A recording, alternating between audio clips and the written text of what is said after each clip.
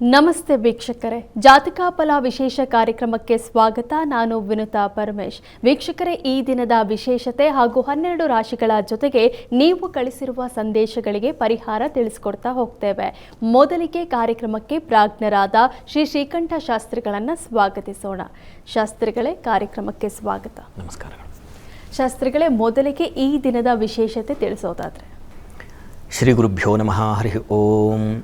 ಮೂರ್ತಿತ್ವೇ ಪರಿಕಲ್ಪಿತ ಶಶಿಭೃತೋ ವರ್ತ್ಮಾ ಪುನರ್ಜನ್ಮನ ಮಾತ್ಮೇತ್ಯಾತ್ಮವಿದಾಂ ಕೃತುಶ್ಚ ಯಜತಾಂ ಭರ್ತ ಅಮರಜ್ಯೋತಿಷಾಂ ಲೋಕಾನಾಂ ಪ್ರಳಯೋದ್ಭವ ಸ್ಥಿತಿವೇಪುಶ್ಚಾನೇಕಧಾಯ ಶ್ರಿತೌ ವಾಚನ್ನ ಸದದಾ ತ್ವನೇಕ ಕಿರಣಃ ತ್ರೈಲೋಕ್ಯ ದೀಪೋ ರವಿಃ. ಸಮಸ್ತ ವೀಕ್ಷಕರಿಗೆ ಶುಭೋದಯ, ಶುಭ ಬೆಳಗು. ಈ ದಿನದ ಸಂದೇಶಗಳನ್ನು ಪರಿಶೀಲಿಸುವ ಪೂರ್ವದಲ್ಲಿ ಈ ಹೊತ್ತಿನ ಪಂಚಾಂಗವನ್ನು ಗಮನಿಸಿಕೊಳ್ಳೋಣ. ಶ್ರೀ ಪರಾಭವನಾಮ ಸಂವತ್ಸರ, ಉತ್ತರಾಯಣ, ಗ್ರೀಷ್ಮ ಋತು, ಅಧಿಕ ಜ್ಯೇಷ್ಠ ಮಾಸ, ಕೃಷ್ಣ ಪಕ್ಷವಾಗಿದೆ.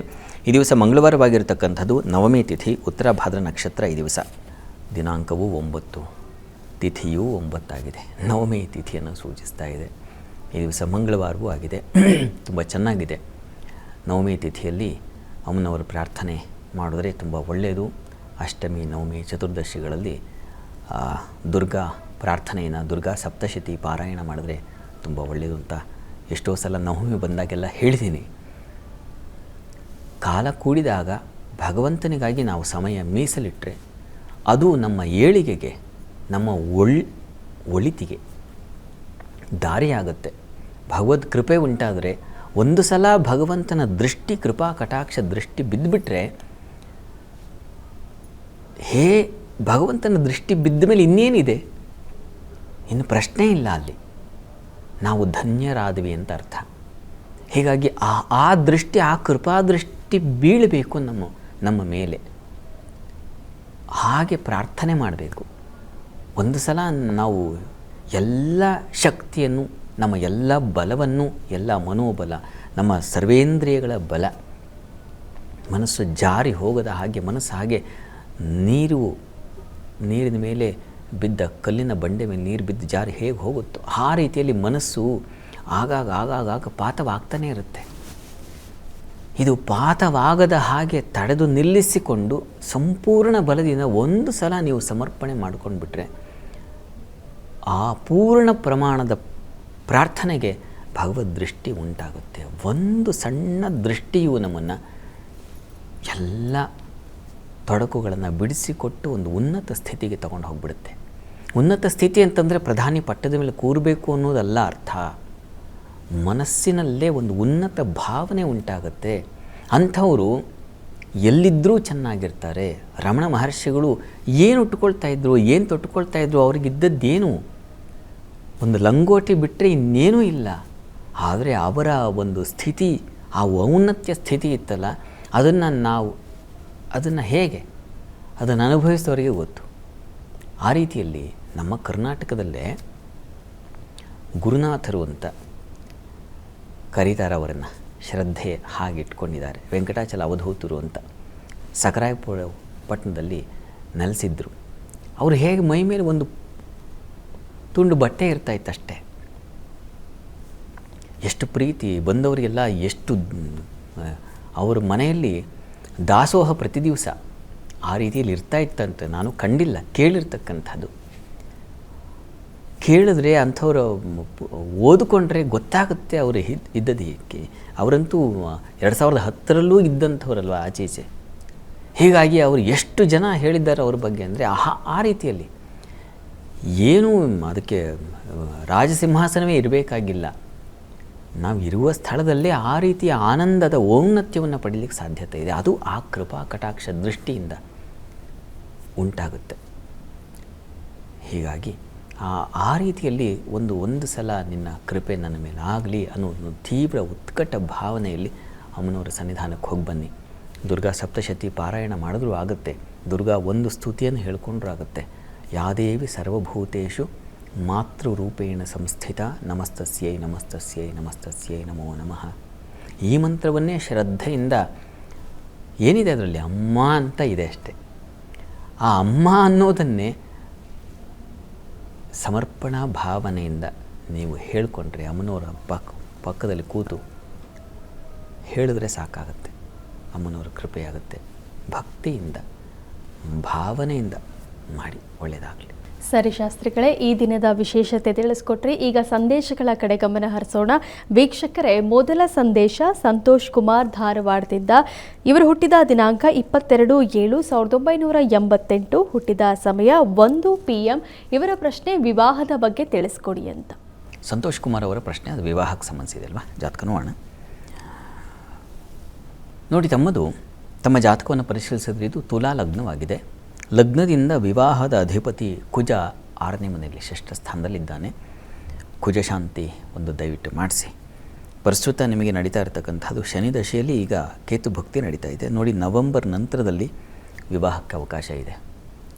ನವೆಂಬರ್ ನಂತರ ಲಗ್ನಾಧಿಪತಿ ಕಾಲ ಶುರುವಾಗುತ್ತೆ, ಅವಕಾಶ ಆಗುತ್ತೆ. ಕೆಲವರಿಗೆ ವಿಳಂಬ. ಈಗ ಕಾಲವೂ ಹಾಗೇ ಇದೆ. ಎಷ್ಟು ಸಂಪಾದನೆ ಮಾಡಿದ್ರೂ ಹುಡುಗಿ ಸಿಗಲ್ಲ. ಹುಡುಗಿಯರಿಗೆ ಒಳ್ಳೆಯ ವರ ಅಂತ ಅನಿಸೋದಿಲ್ಲ ಅವರ ಮನಸ್ಸಿನ ಭಾವನೆಗಳಿಗೆ. ಅದಕ್ಕೆ ಕಾರಣ ನಮ್ಮಲ್ಲಿರೋ ಅತಿಯಾಸೆ ಬಿಟ್ಟರೆ ಇನ್ನೇನೂ ಅಲ್ಲ. ಗ್ರಹಗಳನ್ನು ಮೀರಿಸಿದೆ ಈ ಅತಿಯಾಸೆ, ದುರಾಸೆ, ಲೋಭ ಅಂತಕ್ಕಂಥದ್ದು. ಇದಕ್ಕೆ ನಾವು ಏನು ಮಾಡೋದು? ಭಾಗವತ ಅನುಗ್ರಹ ಆಗಬೇಕು. ಭಗವಂತನ ಕೃಪೆಯಾದರೆ ಏನೂ ಆಗುತ್ತೆ. ಹೀಗಾಗಿ ಅದು ಯಾವಾಗ ಆಗುತ್ತೆ ಅಂದರೆ ಕಾಲ ಕೂಡಿ ಬಂದಾಗ. ನಿಮಗೆ ನವೆಂಬರ್ ನಂತರದಲ್ಲಿ ಅಂಥದ್ದೊಂದು ಯೋಗ ಇದೆ. ಅಷ್ಟರಲ್ಲಿ ಕುಜಶಾಂತಿ ಮಾಡಿಸಿ ಶ್ರದ್ಧೆಯಿಂದ. ಉಳಿದದ್ದು ಭಗವಂತನಿಗೆ ಬಿಡಬೇಕು. ನಮ್ಮ ಮಿತಿ ಇಷ್ಟೇ, ಕೈ ಜೋಡಿಸೋದು. ಉಳಿದದ್ದು ನಂತರದ್ದು. ಹೀಗಾಗಿ ನೀವು ಇನ್ನು ಎಷ್ಟು ಲಕ್ಷ ಜ್ಯೋತಿಷಿಗಳನ್ನು ಸುತ್ತಿದ್ರೂ ಇದೇ ಕಥೆ. ನಮಗೆಲ್ಲ ಏನಿದೆ, ಸಾಮರ್ಥ್ಯವೇ ಇಲ್ಲದೆ ಇರತಕ್ಕಂಥ ದುರ್ಬಲರಲ್ಲಿ ದುರ್ಬಲರು. ಹೇಳಬಹುದಷ್ಟೇ, ಹೀಗಿದೆಯಪ್ಪ ರಸ್ತೆ ಅಂತ ಸೂಚಿಸಬಹುದಷ್ಟೇ. ಪ್ರಾಮಾಣಿಕವಾಗಿ ಒಪ್ಕೋಬೇಕು. ಯಾರಾದರೆ ಏನು, ನಮ್ಮ ಅಧ್ಯಯನ ಎಷ್ಟೆಷ್ಟೋ ಗ್ರಂಥಾಧ್ಯಯನ ಇತ್ಯಾದಿ ಮಾಡಿರಬಹುದು, ತಲೆಯಲ್ಲಿ ಇಟ್ಕೊಂಡಿರಬಹುದು. ಆದರೆ ಭಗವಂತನ ಕೃಪೆ ಮಾಡುವ ಶಕ್ತಿ ಇದೆಯಾ, ಅಲ್ಲಿ ಎಲ್ಲರೂ ಸೋಲ್ತಾರೆ. ಹೀಗಾಗಿ ನಾವು ಸೂಚಿಸಬಹುದು, ಗ್ರಹಶಾಂತಿಯನ್ನು ಮಾಡಿಸಿ, ಭಗವತ್ ಕೃಪೆ ಉಂಟಾಗಲಿ, ಭಕ್ತಿಯಿಂದ ಪ್ರಾರ್ಥನೆ ಮಾಡಿಕೊಳ್ಳಿ. ಒಳ್ಳೆಯದಾಗಲಿ. ಶಾಸ್ತ್ರಿಗಳ ಮುಂದಿನ ಸಂದೇಶ ಬೆಂಗಳೂರಿಂದ ಸಿಂಧು. ಇವರು ಹುಟ್ಟಿದ ದಿನಾಂಕ 11/9/1968, ಹುಟ್ಟಿದ ಸಮಯ 6:27 PM. ಇವರ ಪ್ರಶ್ನೆ ಆರ್ಥಿಕ ಸಮಸ್ಯೆ ಇದೆ, ಪರಿಹಾರ ತಿಳಿಸ್ಕೊಡಿ, ಭವಿಷ್ಯದ ಬಗ್ಗೆ ಹೇಳಿ ಅಂತ ಕೇಳ್ತಿದ್ದಾರೆ. ಸಿಂಧು ಅವರ ಪ್ರಶ್ನೆ ಆರ್ಥಿಕ ಸಮಸ್ಯೆ ಇದೆ ಅಂತ ಕೇಳಿದ್ದಾರೆ. ನೋಡೋಣ, ಜಾತಕದಲ್ಲಿ ಧನಾಧಿಪತಿ ಅನುಗ್ರಹ ಬೇಕಲ್ಲ. ನೋಡಿ, ತಮ್ಮದು ಕುಂಭಲಗ್ನವಾಗಿದೆ. ಲಗ್ನದಿಂದ ಧನಾಧಿಪತಿ ಗುರು ನಿಮ್ಮ ಜಾತಕದಲ್ಲಿ ಸಪ್ತಮದಲ್ಲಿ ರವಿಯುಕ್ತನಾಗಿದ್ದಾನೆ. ಮೌಢ್ಯತೆ ಇದೆಯಾ ನೋಡೋಣ. ಮೌಢ್ಯನಾಗಿದ್ದಾನೆ ಮತ್ತು ಧನಸ್ಥಾನದಲ್ಲಿ ರಾಹು ಇರತಕ್ಕಂಥದ್ದು. ಇವೆರಡು ಸ್ವಲ್ಪ ಹಿನ್ನಡೆಯನ್ನು ಉಂಟು ಮಾಡುತ್ತೆ. ಅದನ್ನು ಸೂಚಿಸ್ತಾ ಇದೆ. ಎಷ್ಟು ಸಂಪಾದಿಸಿದ್ರೂ ಸಾಲಲ್ಲ ಅನಿಸುತ್ತೆ, ಇನ್ನು ಸ್ವಲ್ಪ ಬೇಕಾಗಿತ್ತು ಅಂತ ಅನಿಸುತ್ತೆ. ಆ ರೀತಿಯ ಒಂದು ಲಕ್ಷಣ ಇದು. ಪ್ರಸ್ತುತ ಈಗ ಗುರು ದಶೆಯಲ್ಲಿ ಬುಧನ ಕಾಲ, ಅಷ್ಟಮಾಧಿಪತಿ ಕಾಲ ಬೇರೆ ನಡೀತಾ ಇದೆ. ತೊಂದರೆ ಇಲ್ಲ. ಅಷ್ಟಮಾಧಿಪತಿ ಅಷ್ಟಮದಲ್ಲಿದ್ದರೆ ತೀರಾ ಪ್ರಪಾತಕ್ಕಂತೂ ಹೋಗೋದಿಲ್ಲ, ಅಷ್ಟಂತೂ ಸೂಚಿಸ್ತಾ ಇದೆ. ಈಗ ಸಂಪಾದನೆ ಉಂಟಾಗಬೇಕಲ್ಲ. ಇದಕ್ಕೇನಪ್ಪ ಅಂದರೆ ಧನಕಾರಕನಾಗಿರ್ತಕ್ಕಂಥ ಗುರು ಸೇವೆ ಮಾಡಿ, ಗುರುಚರಿತ್ರೆ ಪಾರಾಯಣ ಮಾಡಿ. ಇದು ತುಂಬ ಸಹಾಯವಾಗುತ್ತೆ. ಮತ್ತಿನ್ಯಾವುದೋ ಒಂದು ಸಂಪರ್ಕ ಏರ್ಪಾಡಾಗುತ್ತೆ, ಮತ್ಯಾವುದೋ ಒಂದು ಹೊಸ ಆಸಕ್ತಿ ಬರುತ್ತೆ.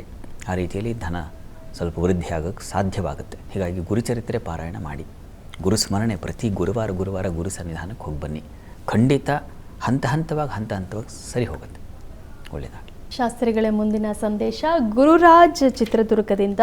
ಇವರು ಹುಟ್ಟಿದ ದಿನಾಂಕ 15/8/1992, ಹುಟ್ಟಿದ ಸಮಯ 1:35 AM. ಇವರ ಪ್ರಶ್ನೆ ವಿವಾಹದ ಬಗ್ಗೆ ತಿಳಿಸ್ಕೊಡಿ ಅಂತ. ಗುರುರಾಜ್ ಅವರ ಪ್ರಶ್ನೆ ವಿವಾಹಕ್ಕೆ ಸಂಬಂಧಿಸಿದಲ್ವ? ಜಾತಕ ನೋಡೋಣ. ನೋಡಿ, ತಮ್ಮದು ವೃಷಭ ಲಗ್ನವಾಗಿದೆ. ಲಗ್ನದಿಂದ ಸಪ್ತಮಾಧಿಪತಿ ಕುಜ, ಸಪ್ತಮ ಲಗ್ನದಲ್ಲೇ ಇದ್ದಾನೆ ಕುಜ. ಕುಜನ ದೃಷ್ಟಿ ಸಪ್ತಮಕ್ಕಿದೆ. ಪಾಪೋಪಿ ಸ್ವಗೃಹಂ ಗತಃ ಶುಭಕರಃ ಅಂತ ಒಂದು ಮಾತಿದೆ. ಪಾಪಗ್ರಹಗಳು ತಮ್ಮ ಮನೆಯಲ್ಲಿದ್ದರೆ ಶುಭವನ್ನೇ ಕೊಡ್ತಾರೆ ಅಂತ. ಆ ದೃಷ್ಟಿಯಲ್ಲಿ ಪಾಪಗ್ರಹದ ದೃಷ್ಟಿ ತನ್ನ ಮನೆಗಿದ್ದಾಗ ಅದು ಶುಭವೇ ಆಗುತ್ತೆ ಅಂತ ಆತಂಕ ಮಾಡ್ಕೋಬೇಡಿ. ಆದರೂ ಕುಜದೃಷ್ಟಿ ಸ್ವಲ್ಪ ಉಗ್ರ ದೃಷ್ಟಿ. ಹೀಗಾಗಿ ಕುಜಶಾಂತಿ ದಯವಿಟ್ಟು ಮಾಡಿಸಿ. ನಿಮಗೆ ಪ್ರಸ್ತುತ ಕಾಲವನ್ನು ನೋಡಿದ್ರೆ ಈಗ ಶನಿ ದಶೆಯಲ್ಲಿ ನಡೀತಾ ಇರತಕ್ಕಂಥದ್ದು ಶುಕ್ರನ ಕಾಲ ನಡೀತಾ ಇದೆ. ಈಗ ಲಗ್ನಾಧಿಪತಿ ಕಾಲ ಅವಕಾಶ ಇದೆ. ಕುಜಶಾಂತಿ ಒಂದು ಮಾಡಿಸಿ. ಸಾಧ್ಯವಾದರೆ ನೀವು ಸಪ್ತಶತಿಯಲ್ಲಿ ಬರ್ತಕ್ಕಂಥ ಪತ್ನಿ ಮನೋರಮಾಂ ದೇಹಿ ಆ ಮಂತ್ರವನ್ನು ಸಂಪುಟೀಕರಣ ಪಾರಾಯಣ ಮಾಡಿಸಿ. ಇವೆರಡರಿಂದ ನಿಮಗೆ ಸಂಕಲ್ಪ ಸಿದ್ಧಿ ಆಗುತ್ತೆ. ಒಳ್ಳೆಯದಾಗಲಿ. ಶಾಸ್ತ್ರಿಗಳ ಮುಂದಿನ ಸಂದೇಶ ಕಮಲ್ ಜೆ ಬಳ್ಳಾರಿಯಿಂದ. ಇವರು ಹುಟ್ಟಿದ ದಿನಾಂಕ 20-3-1998, ಹುಟ್ಟಿದ ಸಮಯ 3:45 PM. ಇವರ ಪ್ರಶ್ನೆ ಉದ್ಯೋಗ ಹಾಗೂ ಭವಿಷ್ಯದ ಬಗ್ಗೆ ತಿಳಿಸಿ ಅಂತ. ಕಮಲ್ ಅವರ ಪ್ರಶ್ನೆ ಉದ್ಯೋಗ ಮತ್ತು ಮುಂದೆ ಹೇಗಿದೆ ಅಂತ ನೋಡೋಣ. ನೋಡಿ, ತಮ್ಮದು ಕರ್ಕಟಕ ಲಗ್ನವಾಗಿದೆ. ಲಗ್ನದಿಂದ ಕರ್ಮಾಧಿಪತಿ ಭಾಗ್ಯಸ್ಥಾನದಲ್ಲಿದ್ದಾನೆ. ರವಿಯುಕ್ತನಾಗಿರೋದ್ರಿಂದ ಮೌಢ್ಯತೆಯೂ ಬಂದಿದೆ. ಪ್ರಸ್ತುತ ತಮಗೆ ನಡೀತಾ ಇರತಕ್ಕಂಥದ್ದು ಈಗ ಶುಕ್ರದಶೆಯಲ್ಲಿ ಈಗ ಶನಿ ಭುಕ್ತಿ ಬೇರೆ ನಡೀತಾ ಇದೆ. ಶನೈಶ್ಚರನು ಭಾಗ್ಯದಲ್ಲೇ ಇದ್ದಾನೆ. ಇರಲಿ, ಈಗ ನಿಮಗೆ ಉದ್ಯೋಗಕ್ಕೆ ಸಂಬಂಧಿಸಿದ ಹಾಗೆ ಸುಬ್ರಹ್ಮಣ್ಯ ಸನ್ನಿಧಾನ ಇದ್ದರೆ ಹತ್ತಿರದಲ್ಲಿ ಎಲ್ಲಾದರೂ ನೀವು ಪ್ರತಿ ಮಂಗಳವಾರ ಸುಬ್ರಹ್ಮಣ್ಯ ಸ್ವಾಮಿ ಸನ್ನಿಧಾನಕ್ಕೆ ಸ್ವಲ್ಪ ಕೊಬ್ಬರಿ ಹಾಗೂ ಕಲ್ಸಕ್ಕರೆ, ಕೆಂಪು ಕಲ್ಸಕ್ಕರೆ ಇದನ್ನು ತಗೊಂಡು ಹೋಗಿ ಸುಬ್ರಹ್ಮಣ್ಯ ಸ್ವಾಮಿಗೆ ಸಮರ್ಪಣೆ ಮಾಡಿ. ಇದು ನೀವು ನಿರಂತರವಾಗಿ ಮಾಡಿ. ಇದು ತುಂಬ ಸಹಾಯವಾಗುತ್ತೆ ನಿಮಗೆ. ಇದ್ರ ಜೊತೆಗೆ ಪ್ರತಿ ಶನಿವಾರ ಶನೈಶ್ಚರ ಮಂದಿರಕ್ಕೂ ಹೋಗಿ ಬನ್ನಿ. ಶನೈಶ್ಚರನಿಗೆ ಎಳ್ಳೆಣ್ಣೆಯಿಂದ ದೀಪವನ್ನು ಹಚ್ಚಿ. ಇದು 8 ಶನಿವಾರ ಮಾಡಿ. ಸುಬ್ರಹ್ಮಣ್ಯ ಸ್ವಾಮಿದು ಒಂದು 6 ತಿಂಗಳು ನಿರಂತರವಾಗಿ ಮಾಡಿ. ಈ ಆರಾಧನೆಗಳಿಂದ ನಿಮ್ಮ ಬದುಕಿಗೆ ಒಂದು ಒಳ್ಳೆಯ ಭವಿಷ್ಯ ಸಿಗುತ್ತೆ. ಒಳ್ಳೆಯದಾಗಲಿ. ಶಾಸ್ತ್ರಿಗಳ ಮುಂದಿನ ಸಂದೇಶ ಶಿವಮೊಗ್ಗದಿಂದ ಮೋಹನ್ ಅವರು. ಇವರು ಹುಟ್ಟಿದ ದಿನಾಂಕ 12-3-1998, ಹುಟ್ಟಿದ ಸಮಯ 9 AM. ಇವರ ಪ್ರಶ್ನೆ ಆರ್ಥಿಕತೆ ಹಾಗೂ ವಿವಾಹದ ಬಗ್ಗೆ ತಿಳಿಸಿ ಅಂತ. ಮೋಹನ್ ಅವರ ಪ್ರಶ್ನೆ ಅದು ಒಂದು ಹಣ ಸಂಬಂಧಿ ಮತ್ತು ವಿವಾಹ ಸಂಬಂಧಿ. ನೋಡಿ, ತಮ್ಮ ಜಾತಕವನ್ನು ಪರಿಶೀಲಿಸಿದರೆ ಇದು ಮೇಷಲಗ್ನವಾಗಿದೆ. ಲಗ್ನದಿಂದ ಆರ್ಥಿಕ ಬಲ ಮೊದಲು ಬೇಕು. ಧನಾಧಿಪತಿ ಕರ್ಮಸ್ಥಾನದಲ್ಲಿದ್ದಾನೆ, ತುಂಬ ಚೆನ್ನಾಗಿದೆ. ಉದ್ಯೋಗಕ್ಕೆ ಸಂಬಂಧಿಸಿದಾಗಿ ನಿಮಗೆ ಅನುಕೂಲ ಉಂಟಾಗುತ್ತೆ, ಆತಂಕ ಬೇಡ. ಪ್ರಸ್ತುತ ನಿಮಗೆ ಚಂದ್ರದಶೆಯಲ್ಲಿ ಈಗ ನಡೀತಾ ಇರತಕ್ಕಂಥದ್ದು ಬುಧನ ಒಂದು ಕಾಲ ನಡೀತಾ ಇದೆ. ನೋಡಿ, 2027 ನವೆಂಬರ್ ನಂತರ ವಿವಾಹಕ್ಕೂ ಅನುಕೂಲ ಇದೆ. ಉದ್ಯೋಗದಲ್ಲೂ ಒಂದು ಸ್ಥಿರತೆ, ಭದ್ರತೆ ಬರುತ್ತೆ, ಹಣವೂ ಹೆಚ್ಚಾಗುತ್ತೆ. ಹೀಗಾಗಿ ಆತಂಕ ಬೇಡ, ಚೆನ್ನಾಗಿದೆ. ಒಂದು ಕುಜಶಾಂತಿ ಒಂದು ದಯವಿಟ್ಟು ಮಾಡಿಸಿ, ಅದು ಅಗತ್ಯ ಇದೆ. ಕುಜಶಾಂತಿ ನಂತರದಲ್ಲಿ ವಿವಾಹಕ್ಕೆ ಅನುಕೂಲ ಉಂಟಾಗುತ್ತೆ, ಗಾಬರಿ ಮಾಡ್ಕೋಬೇಡಿ. ಒಳ್ಳೆಯದಾಗಲಿ. ಶಾಸ್ತ್ರಿಗಳೇ, 12 ರಾಶಿಗಳ ಬಗ್ಗೆ ತಿಳಿಸೋದಾದರೆ? 12 ರಾಶಿಗಳ ಫಲಾಫಲ ತಿಳಿಯುವ ಮುನ್ನ ಈ ಹೊತ್ತಿನ ಗ್ರಹಸ್ಥಿತಿಯನ್ನು ಗಮನಿಸ್ಕೊಳ್ಳೋದಾದರೆ, ಮೇಷರಾಶಿಯಲ್ಲಿ ಕುಜನ್ನು ಕಾಣ್ತಾ ಇದ್ದೀವಿ. ವೃಷಭ ರಾಶಿಯಲ್ಲಿ ರವಿ ಇರತಕ್ಕಂಥದ್ದು. ಮಿಥುನ ರಾಶಿಯಲ್ಲಿ ಬುಧ. ಶುಕ್ರ ಮತ್ತು ಗುರು ಯುತಿಯನ್ನು ಕಾಣ್ತಾ ಇದ್ದೀವಿ. ಅದು ಕರ್ಕಟಕ ರಾಶಿಯಲ್ಲಿ. ಕೇತು ಇರತಕ್ಕಂಥ ಸಿಂಹರಾಶಿಯಲ್ಲಿ. ಈ ದಿವಸ ಮಾಂದಿ ಉದಿಯಾಗಿದೆ, ಅದು ಕನ್ಯಾ ರಾಶಿಯಲ್ಲಿ. ಇನ್ನು ಕುಂಭರಾಶಿಯಲ್ಲಿ ರಾಹು, ಶನಿಚಂದ್ರರು ಮೀನ ರಾಶಿಯಲ್ಲಿ ಇದ್ದಾರೆ. ಹೀಗಿರುವಾಗ 12 ರಾಶಿಗಳ ಫಲಾಫಲ ತಿಳಿತಾ ಹೋಗೋಣ. ಮೊದಲಿಗೆ ಮೇಷರಾಶಿಯವರಿಗೆ ಈ ದಿವಸ ನಿಮಗೆ ಬಂಧುಗಳಲ್ಲಿ ಮತ್ತು ಸ್ನೇಹಿತರಲ್ಲಿ ಸ್ವಲ್ಪ ಅಸಮಾಧಾನ, ಹಿನ್ನಡೆ, ಅವರನ್ನು ನಚ್ಕೊಂಡು ಯಾವ ಕೆಲಸಗಳು ಆಗಲಿಲ್ಲ ಅನ್ನೋ ವ್ಯಥೆ ಇದು ಉಂಟಾಗುತ್ತೆ ಈ ದಿವಸ ಮತ್ತು ನಾಳೆ 2 ದಿವಸ ಹೀಗೆ ಇದೆ. ಸ್ವಲ್ಪ ಹುಷಾರು, ಜಾಸ್ತಿ ಡಿಪೆಂಡ್ ಆಗಬೇಡಿ. ಬಂಧುಗಳ ಜೊತೆಗೋ ಇನ್ಯಾರಿಗೋ ನಿರೀಕ್ಷೆ ಮಾಡ್ತಾಯಿದ್ರೆ ಅದು ಕಷ್ಟ ಆಗುತ್ತೆ ನಿಮಗೆ. ಇನ್ನು ಈ ದಿವಸ ಸ್ವಲ್ಪ ಆರೋಗ್ಯದಲ್ಲೂ ಸ್ವಲ್ಪ ಮಟ್ಟಿಗಿನ ಏರುಪೇರು, ಸಾಲ ವಿಚಾರದಲ್ಲೂ ಸ್ವಲ್ಪ ಹುಷಾರು, ಎಚ್ಚರ ವಹಿಸಿ. ಉಳಿದ ಹಾಗೆ ಈ ದಿವಸ ನಿಮಗೆ ಚೆನ್ನಾಗಿದೆ, ಧೈರ್ಯ ಇದೆ. ಕೃಷಿಕರಿಗೆ ಅನುಕೂಲಕರ ವಾತಾವರಣ ಸೂಚಿಸ್ತಾ ಇದೆ. ವಸ್ತ್ರ ಅಲಂಕಾರ ಕ್ಷೇತ್ರದಲ್ಲಿ ಕಲಾವಿದರಿಗೆ ಹೆಚ್ಚಿನ ಅನುಕೂಲ, ಇದೆಲ್ಲ ಚೆನ್ನಾಗಿದೆ, ತೊಂದರೆ ಇಲ್ಲ. ಪ್ರಾರ್ಥನೆಗೆ ಈ ದಿವಸ ಅಮ್ಮನವರ ಸನ್ನಿಧಾನಕ್ಕೆ ಈ ದಿವಸ ಮತ್ತು ನಾಳೆ 2 ದಿವಸ ತಪ್ಪದೆ ಕ್ಷೀರ ಸಮರ್ಪಣೆ, ಹಾಲಿನ ಸಮರ್ಪಣೆ ಮಾಡಿ. ಇನ್ನು ವೃಷಭ ರಾಶಿಯವರಿಗೆ ನೋಡಿ, ನಿಮ್ಮ ರಾಶಿಯಿಂದ ಈ ದಿವಸ ಲಾಭದಾಯಕವಾಗಿದೆ.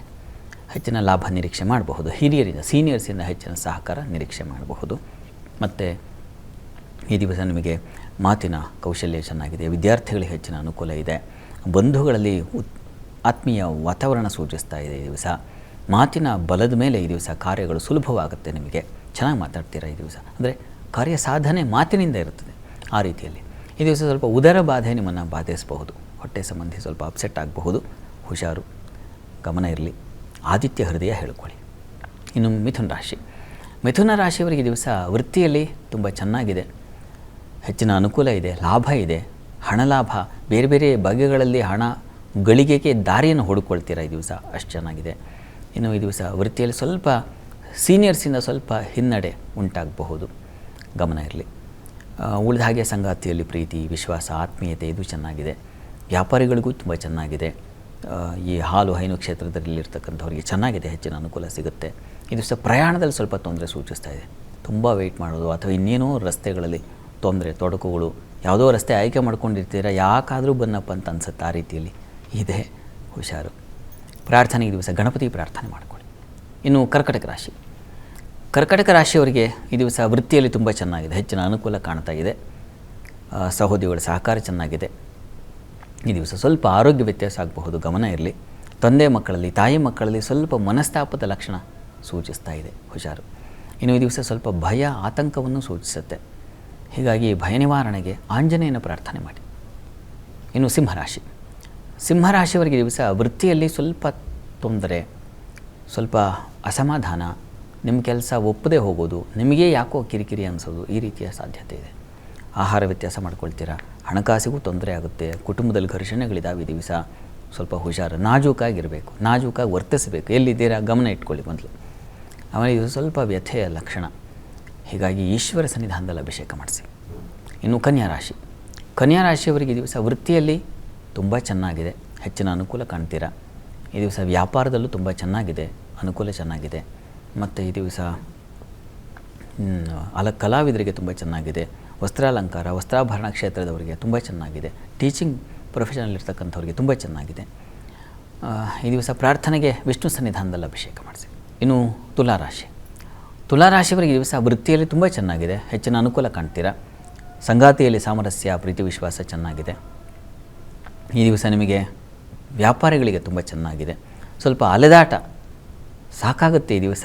ಆ ಕೆಲಸಕ್ಕೆ ಹೋಗೋದು, ಮತ್ತೊಂದು ಕೆಲಸ, ಮಗದೊಂದು ಕೆಲಸ, ಬೆನ್ನಿಗೆ ನಿಂತಿರುತ್ತೆ, ಹೀಗಾಗುತ್ತೆ. ಪ್ರಾರ್ಥನೆಗೆ ಈ ದಿವಸ ವಿಷ್ಣು ಸಹಸ್ರನಾಮ ಹೇಳ್ಕೊಳ್ಳಿ. ಇನ್ನು ವೃಶ್ಚಿಕ ರಾಶಿ. ವೃಶ್ಚಿಕ ರಾಶಿಯವರಿಗೆ ದಿವಸ ವೃತ್ತಿಯಲ್ಲಿ ಈ ದಿವಸ ನಿಮಗೆ ಪರವಾಗಿಲ್ಲ, ಸರಳ ರೀತಿಯಲ್ಲಿ ಇರ್ತದೆ. ತುಂಬ ಚೆನ್ನಾಗಿ ಅಂತಲೂ ಅಲ್ಲ, ತುಂಬ ವರ್ಸ್ಟ್ ಅಂತಲೂ ಅಲ್ಲ, ಚೆನ್ನಾಗಿದೆ, ಮಧ್ಯಮ ಫಲ. ಇನ್ನು ಈ ದಿವಸ ಲಾಭ ಕಾಣ್ತೀರಾ, ವಿದೇಶ ಸಂಪರ್ಕ ಲಾಭ ಅಥವಾ ಇನ್ಯಾರೋ ಹಿರಿಯರಿಂದ ಒಳ್ಳೆಯ ವರ್ತಮಾನ ಸಿಗ್ತಕ್ಕಂಥದ್ದು, ಸಲಹೆ ಸಿಗೋದು ಚೆನ್ನಾಗಿದೆ. ಇನ್ನು ಸಂಗಾತಿಯಲ್ಲಿ ಅನ್ಯೋನ್ಯತೆ, ಪ್ರೀತಿ ವಿಶ್ವಾಸ ಚೆನ್ನಾಗಿದೆ, ತೊಂದರೆ ಇಲ್ಲ. ಈ ದಿವಸ ಸ್ವಲ್ಪ ಮಕ್ಕಳಿಂದ ಮನೋವ್ಯಥೆ ಇದೆ. ಮಕ್ಕಳ ವಿದ್ಯಾಭ್ಯಾಸ ಮತ್ತೊಂದು ಇನ್ನೊಬ್ಬರಿಗೆ ಕಂಪೇರ್ ಮಾಡ್ಕೊಂಡು ನೀವು ಮನಸ್ಸಿಗೆ ನೋವು ಮಾಡ್ಕೊಳ್ಳೋ ಸಾಧ್ಯತೆ ಜಾಸ್ತಿ. ಹೀಗಾಗಿ ಲಲಿತಾ ಸಹಸ್ರನಾಮ ಹೇಳ್ಕೊಳ್ಳಿ. ಇನ್ನು ಧನುರಾಶಿ. ಧನುರಾಶಿಯವರಿಗೆ ದಿವಸ ವೃತ್ತಿಯಲ್ಲಿ ಸ್ವಲ್ಪ ತೊಡಕುಗಳು, ಹಿನ್ನಡೆ ಸೂಚಿಸ್ತಾ ಇದೆ, ಸ್ವಲ್ಪ ಗಮನ ಇರಲಿ. ಈ ದಿವಸ ಸಂಗಾತಿ ಜೊತೆಗೆ ಸಾಮರಸ್ಯ ತುಂಬ ಚೆನ್ನಾಗಿದೆ. ವ್ಯಾಪಾರಿಗಳಿಗೂ, ಶಿಕ್ಷಣ ಕ್ಷೇತ್ರಗಳಲ್ಲಿ ಕೆಲಸ ಮಾಡೋರಿಗೆ, ಸ್ಟೇಷನರಿ ಇತ್ಯಾದಿ ವ್ಯಾಪಾರಿಗಳಿಗೆ ತುಂಬ ಚೆನ್ನಾಗಿದೆ. ಈ ದಿವಸ ಪ್ರಯಾಣದಲ್ಲಿ ಸ್ವಲ್ಪ ಸ್ತ್ರೀಯರಿಗೆ ಸ್ವಲ್ಪ ಅಸಮಾಧಾನ ಸೂಚಿಸ್ತಾ ಇದೆ. ಕೃಷಿಕರು ಸ್ವಲ್ಪ ಹುಷಾರಾಗಿರಬೇಕು. ನೀರಿನ ಪ್ರದೇಶಗಳಲ್ಲಿ ಜಾಗ್ರತೆ, ಎಚ್ಚರ ವಹಿಸಿ. ಈ ದಿವಸ ದುರ್ಗಾ ಪರಮೇಶ್ವರಿ ಪ್ರಾರ್ಥನೆ ಮಾಡಿ. ಇನ್ನು ಮಕರ ರಾಶಿ. ಮಕರ ರಾಶಿಯವರಿಗೆ ಈ ದಿವಸ ಸಂಗಾತಿಯಲ್ಲಿ ಪ್ರೀತಿ ವಿಶ್ವಾಸ ಅನ್ಯೋನ್ಯತೆ ಇದೆ. ಈ ದಿವಸ ನಿಮಗೆ ವೃತ್ತಿಯಲ್ಲೂ ಅನುಕೂಲದ ವಾತಾವರಣ ಸೂಚಿಸ್ತಾ ಇದೆ. ವ್ಯಾಪಾರದಲ್ಲಿ ತುಂಬ ಚೆನ್ನಾಗಿದೆ. ಹರಳಿನ ವ್ಯಾಪಾರ, ವಸ್ತ್ರ ವ್ಯಾಪಾರಗಳಿಗೆ, ಅಲಂಕಾರ ಕ್ಷೇತ್ರಗಳಲ್ಲಿ ಇರತಕ್ಕಂಥವ್ರಿಗೆ, ಆರ್ನಮೆಂಟ್ಸ್ ಅಂತೀವಲ್ಲ ಅವುಗಳಿಗೆ ಸಂಬಂಧಿಸಿರ್ತಕ್ಕಂಥದ್ದು, ವೇರಿಂಗ್ಸು ಇತ್ಯಾದಿ ಇವುಗಳಿಗೆ ಸಂಬಂಧಿಸಿರ್ತಕ್ಕಂಥದ್ದು ತುಂಬ ಚೆನ್ನಾಗಿದೆ. ಹೆಚ್ಚಿನ ಲಾಭ ಗಳಿಕೆಗೆ ಅವಕಾಶ ಇದೆ. ತಂದೆ ಮಕ್ಕಳಿಗೆ ಸ್ವಲ್ಪ ಮನಸ್ತಾಪ ಸೂಚಿಸ್ತಾ ಇದೆ. ನರಸಿಂಹ ಪ್ರಾರ್ಥನೆ ಮಾಡ್ಕೊಳ್ಳಿ. ಇನ್ನು ಕುಂಭರಾಶಿ. ಕುಂಭರಾಶಿಯವರಿಗೆ ದಿವಸ ವೃತ್ತಿಯಲ್ಲಿ ಹೆಚ್ಚಿನ ಅನುಕೂಲ ಇದೆ. ಈ ದಿವಸ ಕುಟುಂಬದಲ್ಲಿ ಒಂದು ಮನಸ್ತಾಪ, ಹಿರಿಯರ ಜೊತೆಗೆ ಅತ್ತೆ ಸೊಸೆ ಜಗಳಗಳು, ಈ ಥರದ್ದು ಏನೋ ಒಂದು ಸಣ್ಣ ಮನಸ್ತಾಪ ಬರೋ ಸಾಧ್ಯತೆ ಇದೆ. ಈ ದಿವಸ ನೀವು ಮನೆ ದೇವರ ಪ್ರಾರ್ಥನೆ ಮಾಡ್ಕೊಳ್ಳಿ. ಉಳಿದ ಹಾಗೆ ಬುದ್ಧಿಬಲ ಚೆನ್ನಾಗಿದೆ. ಹೈಯರ್ ಸ್ಟಡೀಸ್ ಅವ್ರಿಗೆ ತುಂಬ ಚೆನ್ನಾಗಿದೆ. ನಿಮಗೆ ಈ ದಿವಸ ವಸ್ತು ನಷ್ಟತೆ ಕೂಡ ಸೂಚಿಸ್ತಾ ಇದೆ. ಗಮನ ಇರಲಿ. ಎಲ್ಲಾದರೂ ಪ್ರಯಾಣದಲ್ಲಿದ್ದಾಗ ಬ್ಯಾಗು ಮತ್ತೊಂದು ಹುಷಾರು, ಬಿಲಾಂಗಿಂಗ್ಸ್ ಬಗ್ಗೆ. ಪ್ರಾರ್ಥನೆಗೆ ಈ ದಿವಸ ಕಾರ್ತವೀರ್ಯಾರ್ಜುನ ಸ್ಮರಣೆ ಮಾಡಿ. ಇನ್ನು ಮೀನರಾಶಿ. ಮೀನರಾಶಿಯವರಿಗೆ ಈ ದಿವಸ ನಿಮಗೆ ವೃತ್ತಿಯಲ್ಲಿ ಹೆಚ್ಚಿನ ಅನುಕೂಲ. ಸ್ನೇಹಿತರು, ಬಂಧುಗಳ ಸಹಾಯ ಸಹಕಾರ ಚೆನ್ನಾಗಿದೆ. ಪ್ರಯಾಣ ಅನುಕೂಲಕರವಾಗಿರುತ್ತದೆ. ಸಂಗಾತಿಯಲ್ಲಿ ದಿವಸ ಮನಸ್ತಾಪ ಬರುತ್ತೆ. ಭಿನ್ನಾಭಿಪ್ರಾಯಗಳು ಜಾಸ್ತಿ. ತಪ್ಪದೆ ಲಕ್ಷ್ಮೀನಾರಾಯಣರನ್ನು ಪ್ರಾರ್ಥನೆ ಮಾಡಿಕೊಳ್ಳಿ. 12 ರಾಶಿಗಳವರು, ರಾಶಿ ಗೊತ್ತಿಲ್ಲ ಅಂತಕ್ಕಂಥವ್ರು ಹೇಳ್ಬಹುದಾದ ಮಂತ್ರ ಗಮನಿಸಿ. ಓಂ ವರ್ಣರೂಪಿಣ್ಯೈ ನಮಃ. ಈ ಮಂತ್ರ ಹೇಳ್ಕೊಳ್ಳಿ, ಅನುಕೂಲ ಆಗುತ್ತೆ. ಶಾಸ್ತ್ರಿಗಳೇ, ಈ ದಿನದ ವಿಶೇಷತೆ 12 ರಾಶಿಗಳ ಜೊತೆಗೆ ವೀಕ್ಷಕರು ಕಳಿಸಿದ ಸಂದೇಶಗಳಿಗೆ ಪರಿಹಾರ ತಿಳಿಸ್ಕೊಟ್ರಿ. ಧನ್ಯವಾದ. ಸರ್ವೇ ಜನಾಃ ಸುಖಿನೋ ಭವಂತು, ಸಮಸ್ತ ಸನ್ಮಂಗಳಾನಿ ಭವಂತು. ಎಲ್ಲರಿಗೂ ಶುಭವಾಗಲಿ. ವೀಕ್ಷಕರೇ, ಇದಾಗಿತ್ತು ಇವತ್ತಿನ ಜಾತಕ ಫಲ ವಿಶೇಷ. ನೇರ ದಿಟ್ಟ ನಿರಂತರ ಸುದ್ದಿಗಾಗಿ ನೋಡ್ತಾ ಇರಿ ಏಷ್ಯಾನೆಟ್ ಸುವರ್ಣ ನ್ಯೂಸ್. ನಮಸ್ಕಾರ.